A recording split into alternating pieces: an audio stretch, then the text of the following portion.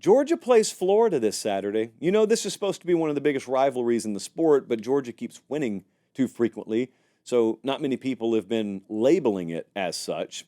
But the right way to look at this game is not the way that a lot of people are going to look at this game. A lot of people are going to look at it as Georgia's a powerhouse, which they are, so you're right about that part, and Florida's terrible.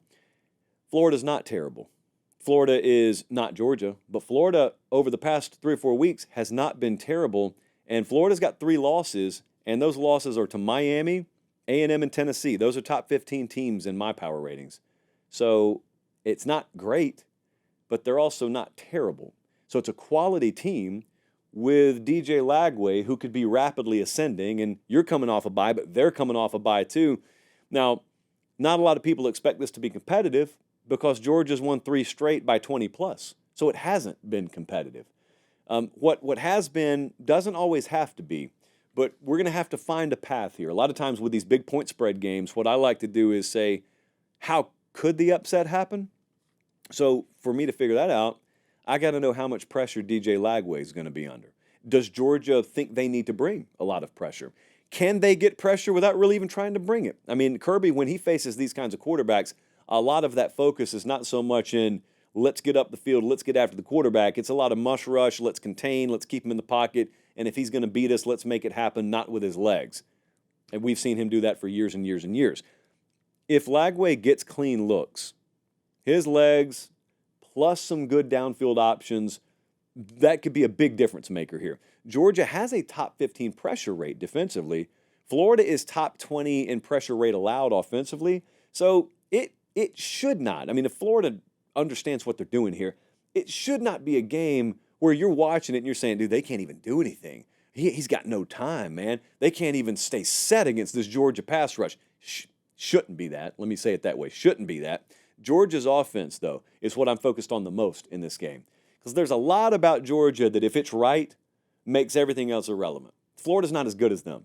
So, I mean, they're not close to as good as them. So they got to execute, and you got to give them some help for them to win this. And Georgia offensively has been very uninspiring this year, but it doesn't have to continue that way. They have not run the ball well this year. They're 95th in the country, I think, in rush yards per game. I think that's the metric we looked at. But they're way down the list no matter what metric you look at. And it's been that way. It doesn't have to be that way.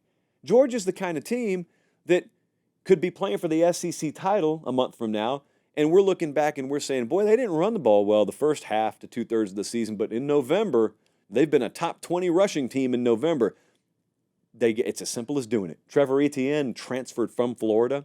He's got to be a big part of this game here. Florida is 94th in run defense. It's there to be had against them.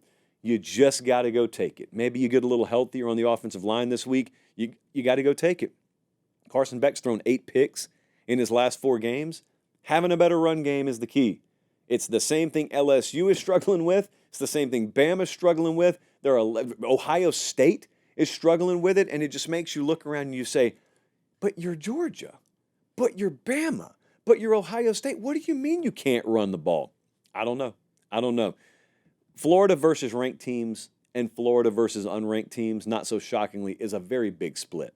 So Florida's got to do some stuff here that they have not been doing, and Kirby Smart's got to do some stuff he hasn't been doing. I mean, Kirby, he's gotten beat by Alabama a couple of times. He's 51-0 versus everyone else recently. No one not wearing crimson has had a shot at Kirby Smart, or if they have, they hadn't taken it. So let's take a look at what the model thinks. FanDuel number right now, Georgia, minus 16.5. We are ever so slightly under that. I think the model may just be a little higher, a smidge higher on Florida than maybe FanDuel is. Not much. I mean, FanDuel doesn't think Florida's a bad team. I'll do my old split the difference thing here. I think Georgia's going to end up winning this game, but I think it'll be really competitive. Hard fought. Competitive on the scoreboard. If you win by 14 at the end of the day, does it look that way? Not necessarily. I will take Georgia to win. I will slightly lean Florida to cover. It's a no bet for me.